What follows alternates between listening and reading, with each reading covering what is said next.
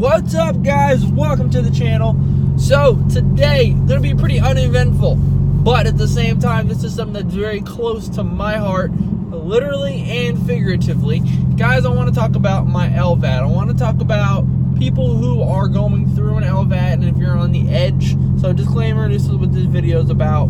I would really appreciate it if you're not into that stuff, still listen, because it's not only about Lvads all the way. It's kind of a help, a little motivation for you guys. But Lvads, if you're on the edge about getting one, you don't know. I believe there's maybe two reasons that why you're gonna get an Lvad. One, you need one and you're on the edge there. That's one way that's gonna give you a decision. You know, it's gonna help you sway your decision. And two, the second thing that will sway you right now, you have the benefit of choosing an Lvad or not.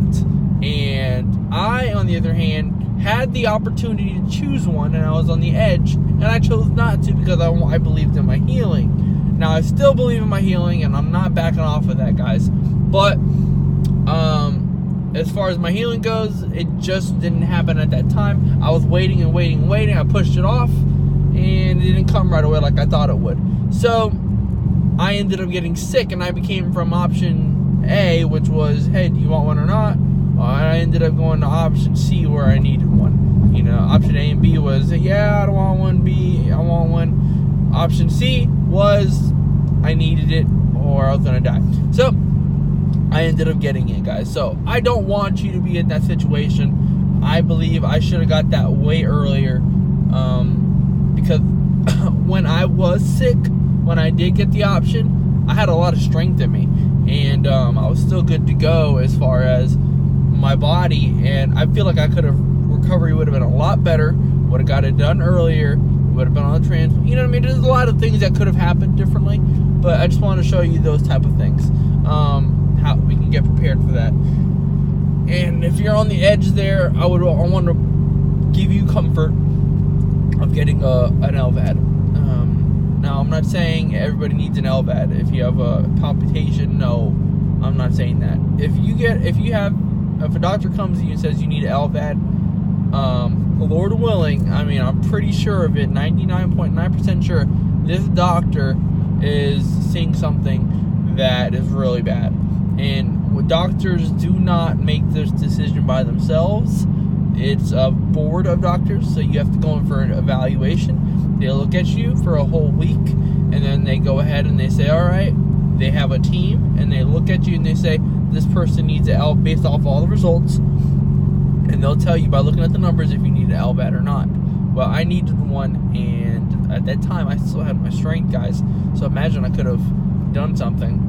You know, my recovery would have been a little more easier. But guys, I got the Lvad done, and when I got the Lvad done, my strength came back so much better, so much quicker than expected. Prepare to turn left. So much quicker than expected. I lost almost 60 pounds in the hospital, and that's a lot of weight considering. You guys probably saw me at the beginning of this channel. If not, I'll see if I can find a photo and post it on there, how skinny I was in the hospital. And you know, it wasn't the easiest thing in the world. Lost a lot of weight. In 1,000 feet, turn left. But yeah, so pretty much, you know, lost a lot of weight, got my strength back. It felt great. Was it easy? Absolutely not, guys. And I'm not going to sugarcoat it and be a commercial for this product for an Lvad.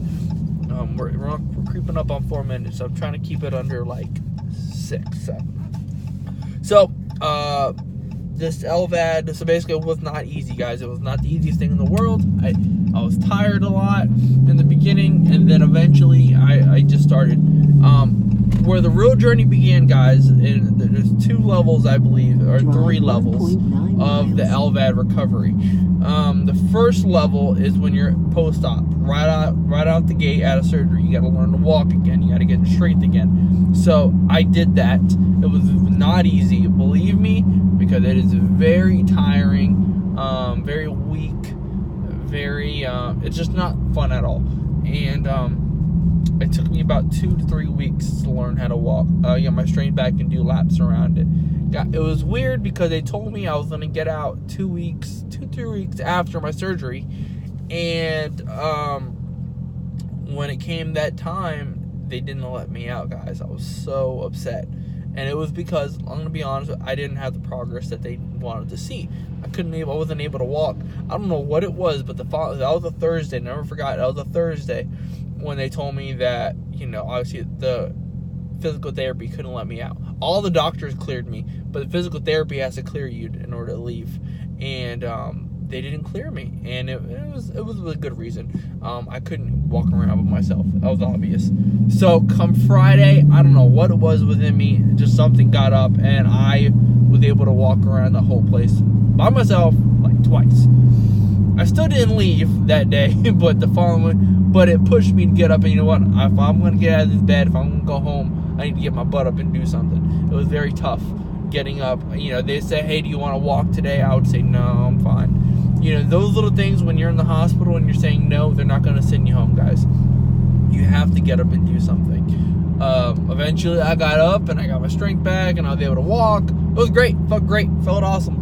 And then that's the first stage. The second stage was when I got home. And this is another tough part. So, like I said, guys, these are all stages that I had to go through, and it gets better. So the second stage was coming home and adjusting to life with the Lvad, adjusting to relying on people, which is very difficult for myself. I'm a young independent man. I'm married, and just like anything, I'm the breadwinner. I'm the one that I put my wife on my shoulders. I don't go on her shoulders. You know what I mean? So it was very difficult to do that. Now, I'm not being sexist in any way, by no means. It's just, women can totally be the breadwinner. That's not what I'm saying. It's just a matter of me being a young man. I just like to lead for my family. And it was very tough because my wife had to lead for us. And she had to help me. She had to wash me. I felt like a child sometimes. Very humbling, guys. I had to quickly adjust to this.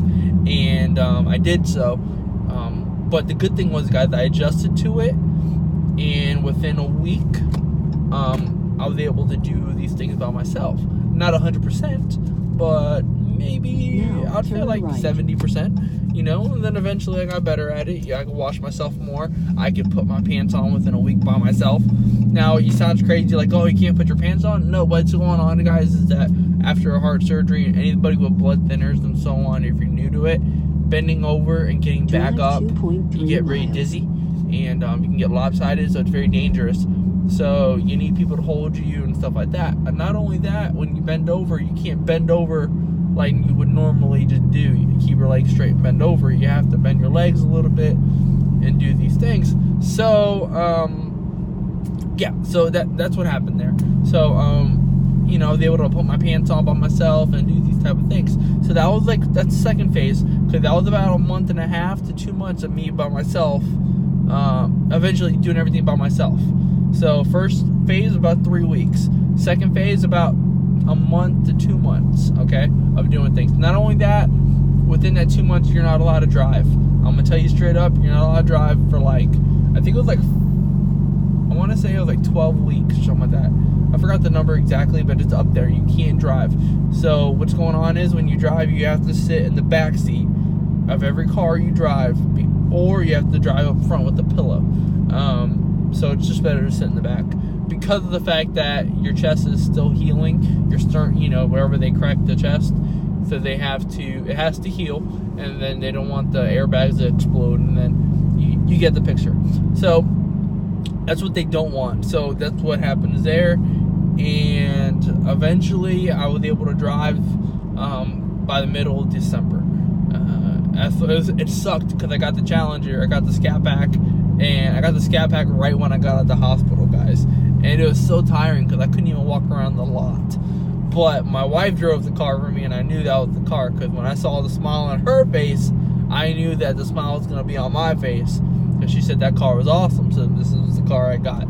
So, so with the whole chest thing, I get cleared and we're able to drive, and then that's the end of the second phase, guys. You're able to drive by yourself, and so on. The third phase, it gets better, because, I mean, realistically, guys, all within that time frame, you're getting your energy back, and you're able to do things. You're able to enjoy life a lot more. It was very emotional for me, those 3 weeks. Those 3 phases, because of the fact that you really begin to enjoy your loved ones a lot more than you did before. You're just so thankful for them being there. Realistically, guys, I was out of tears. I was out of tears for my situation. There was no more tears to give. I knew my life was in God's hands, and I was totally fine with that. But any tears that were given were because of my loved ones, my family, seeing my little brothers. I mean, just the little things like that we take for granted every day. So anyways, I got my energy back on subject, got my energy back, got my strength back, and then we ended up going to, now, you see what you see now, guys. I live life every day as much as I can to the fullest within my limitations. I want you guys to look at this channel as, look at this guy, he's got an Lvad. Look at the things this guy can do. I don't want you to look at my channel and say, oh, he's got an Lvad, look at the stuff he can't do.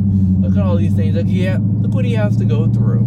You know, I don't want that. No, this channel is about, look at the things this guy's doing with his situation. This guy is flipping awesome. He's living life to the fullest. He's living life more than I am, and I don't even have an Lvad, and I'm healthy.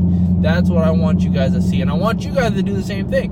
Lvad or not, get up and do something, and that's the whole point of this channel, guys. There's my soapbox. I'm gonna get off of it. We're gonna pick up within the next couple days. I'm gonna start looking into some more things for this cat pack.